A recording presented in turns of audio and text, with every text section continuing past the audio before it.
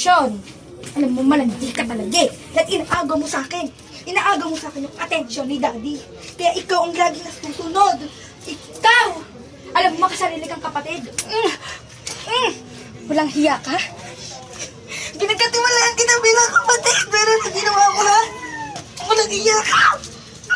Pinagkatiwalaan kita tayo, pero na ginawa mo ha? Tinuring kitang kaibigan, pero taksil ka at manloloko ka. Halika rito, malandi ka! Impacta ka! Walang hiya ka. Tapos, nagkabak, pinulak na kita konti.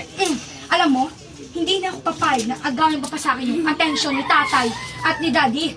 At ikaw ang lagi nasusunod. Bida-bida ka masyado. Sumusobra ka na. Ang uwi ni tayo. Ganyan lang ako nabulong. Sumusobra ka na. Hindi na papayag. Nasaktan mo pa kami magkakapatid. Tabi! Alam mo, ikaw, plastic ka naman eh. Hindi ka lang turing ni mayamahal ni Daddy. Ano na naman, ha? Di porket pagyayabang mo, ha? Porket attention ka lang na walang hiya at makasarili kang kapatid. Ano? Nakasarili na nga. Pero sinasaktan mo ko. Talaga ba? O ikaw mismo ang mananak sa sarili mo, tas video nagminidyo ka lang masyado. Ano? Ha? Gumagawa ka lang ng kwento sa daddy natin. Sinungaling ka! Sinungaling ka talagang babae ka. Hindi na papayag. Nasaktan mo pa ako. Cheska! Hindi na! Alam mo, yung pagbibigay sa atin yung attention ni Daddy, hindi para sa'yo yun. Para sa akin yun. Sige, manakit ka. Ha? Ganyang kang tao. Palanakit.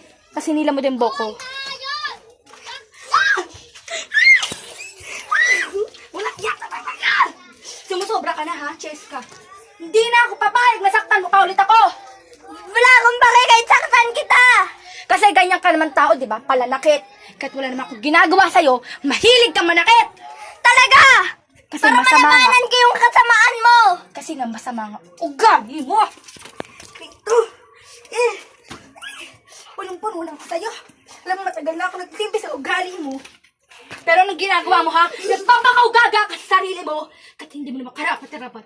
Hindi pwedeng maging sa'yo yung attention ni Daddy. At hindi pwedeng maging sa'yo ang pera ni Daddy.